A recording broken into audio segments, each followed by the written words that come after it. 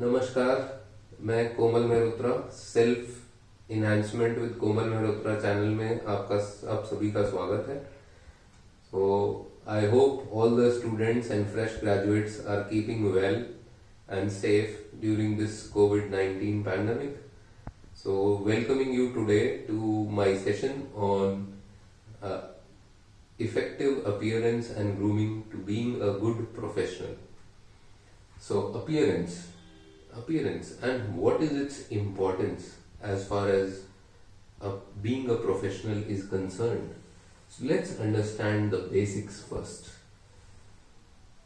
What is the basic of being a good having good dressing sense and being well groomed? The difference is between an unpolished diamond and a polished diamond. An unpolished diamond does not look to be a diamond at all.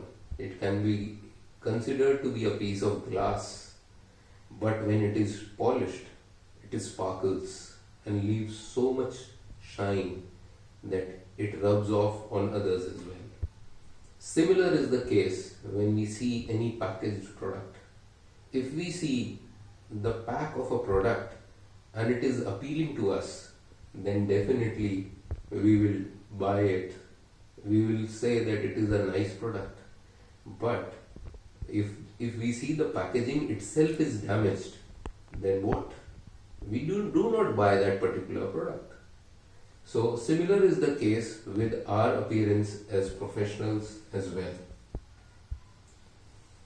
So there are two components in our appearance. One is dressing and the other is grooming. So coming to the first aspect, and that is our dressing.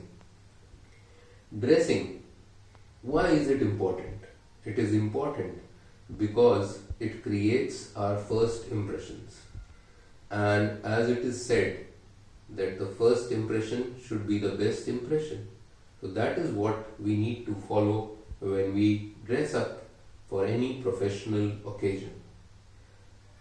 As I had also said previously, I am revising that particular fact that our words lay only 7% emphasis on how we communicate. The quality of our voice, the intonation, the modulation has got around 35% weightage. But rest of the 55% weightage is through our body language, gestures and postures.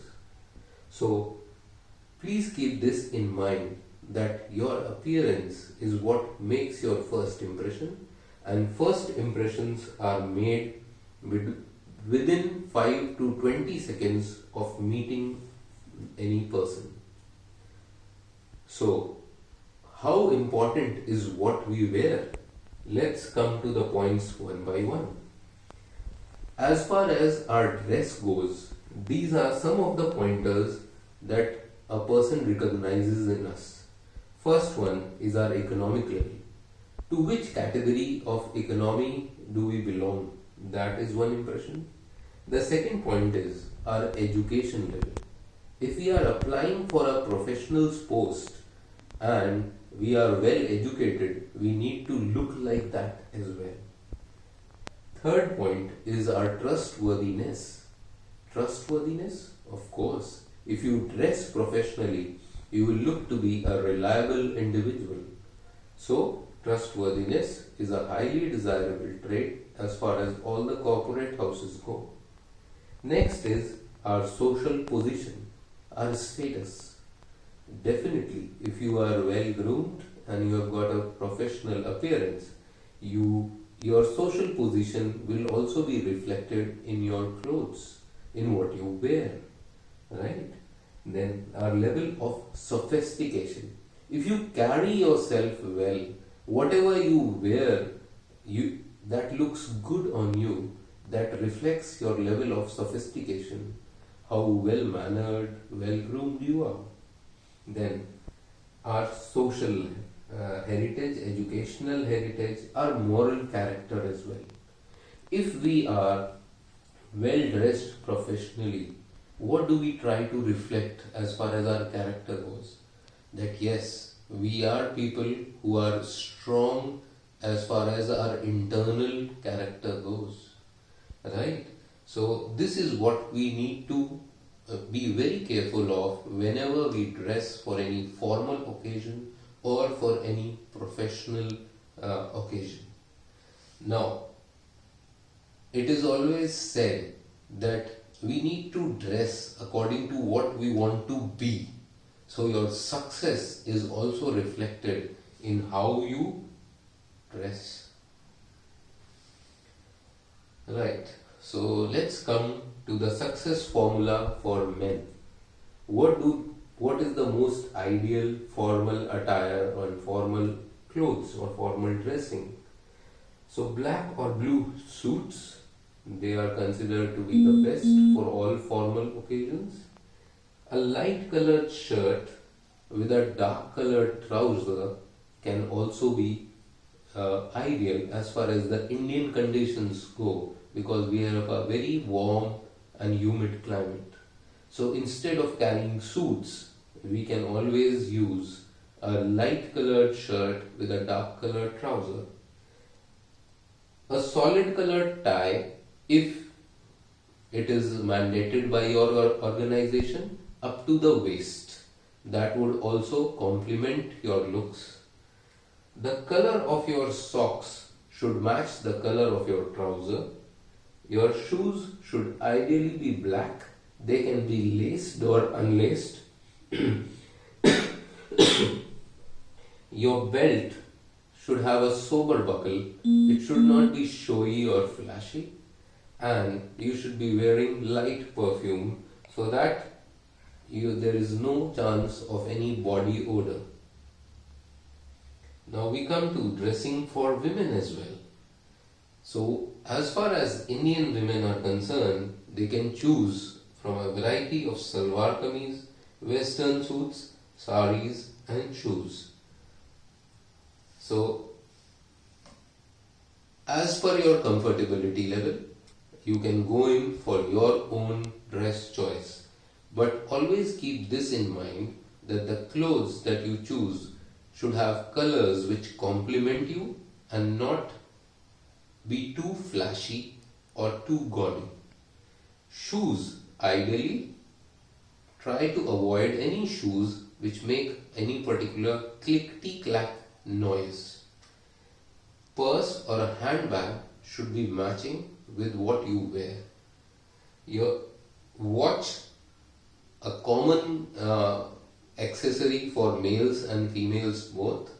Watches should be ideally leather strap watches, and if it is a metal strap watch, we also need to consider that it should not be loose in the hand and it should fit tightly so as to not make any noise.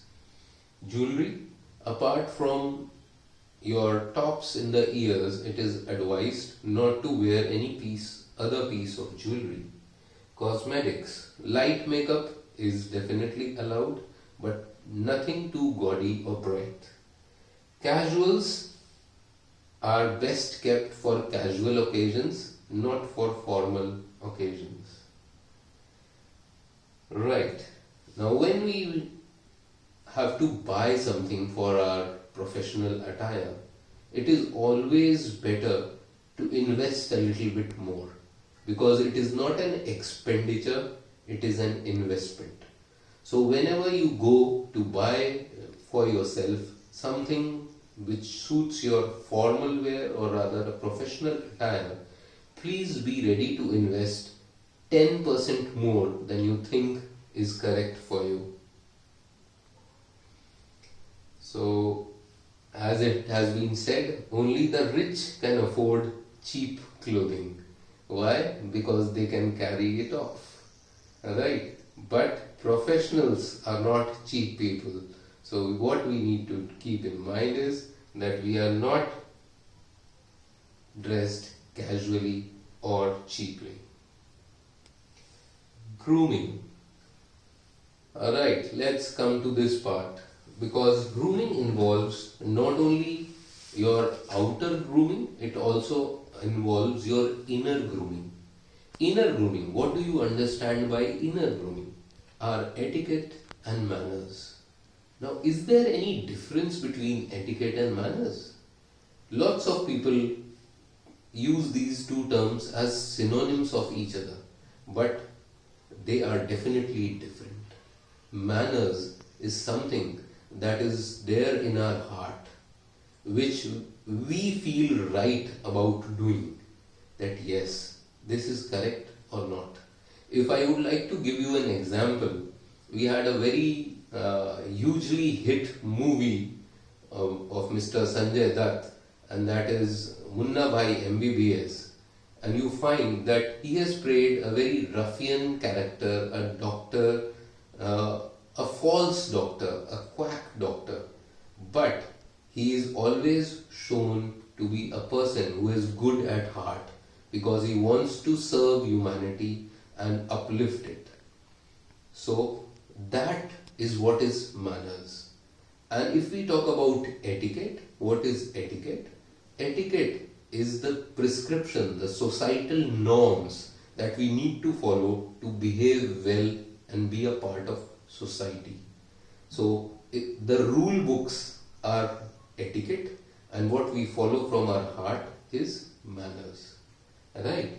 So etiquette, the best etiquette that we can follow as far as being a professional is concerned is behaving in a polite manner. Wishing people by taking their names, as simple as that.